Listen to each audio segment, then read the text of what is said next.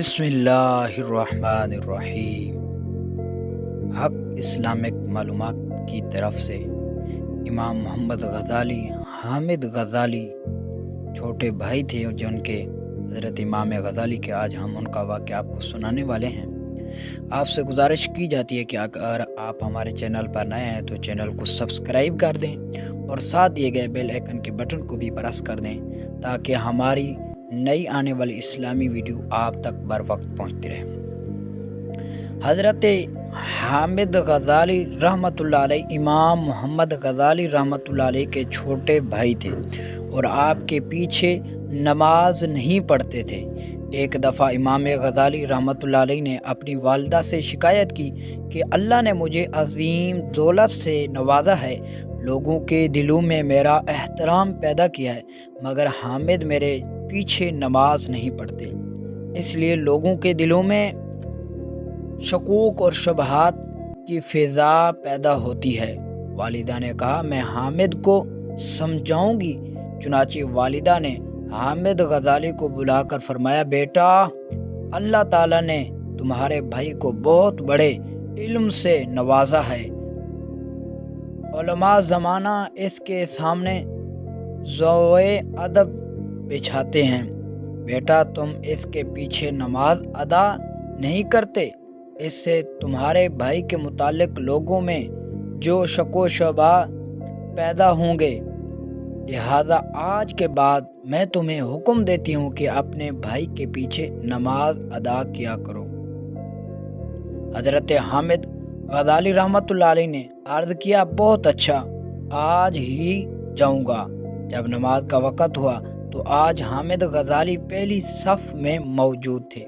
رکوع ہوا تو رکوع کیا، جب سجدے میں گئے تو نماز توڑی اور گھر آ گئے۔ نمازیوں نے اس پر بڑی باتیں کی۔ حضرت امام غزالی نے والدہ کی خدمت میں عرض کیا، اماں جان، اس سے تو بہتر یہ تھا کہ حامد نماز نہ پڑھتے۔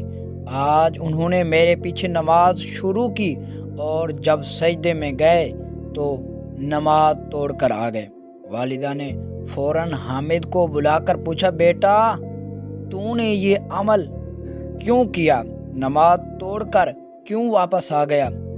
آپ رحمۃ اللہ علیہ نے عرض کیا، جب تک یہ خدا کی نماز پڑھتے رہے میں ان کے پیچھے پڑھتا رہا، جب یہ سجدے میں گئے تو انہوں نے نماز چھوڑ کے طلاق کے مسئلے پر غور شروع کر دیا۔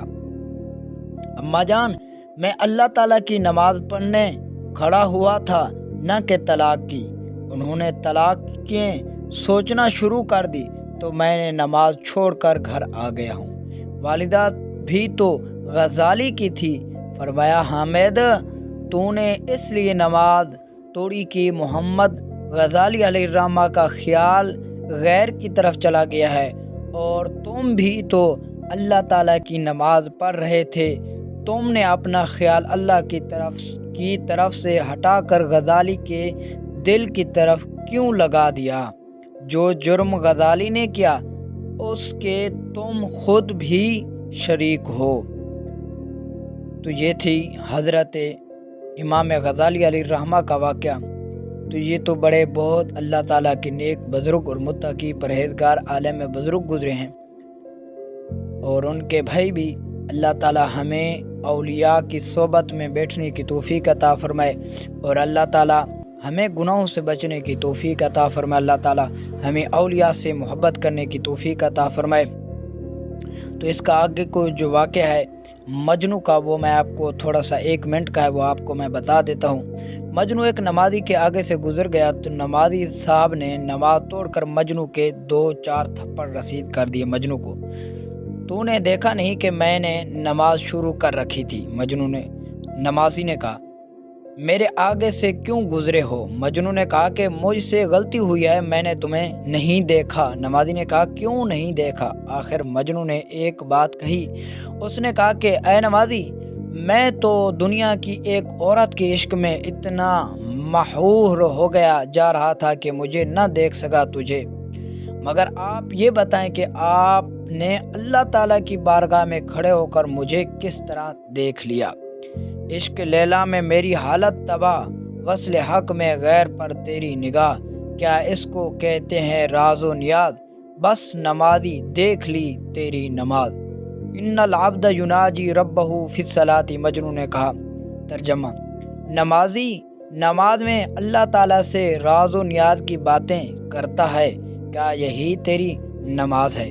تو میرے بھائیو، اپنی نمازوں کو درست کیجیے اور اللہ تعالیٰ کے پیارے محبوب بندے بن جائیے، اور پیارے نبی کریم صلی اللہ تعالیٰ علیہ وسلم پر درود پڑھیے، سلام پڑھیے، اور پیارے محبوب علیہ الصلوۃ والسلام کے وسیلے سے اللہ تعالیٰ سے بخشش مانگیے۔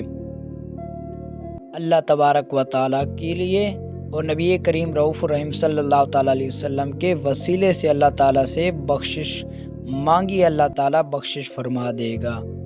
آمین ثم آمین۔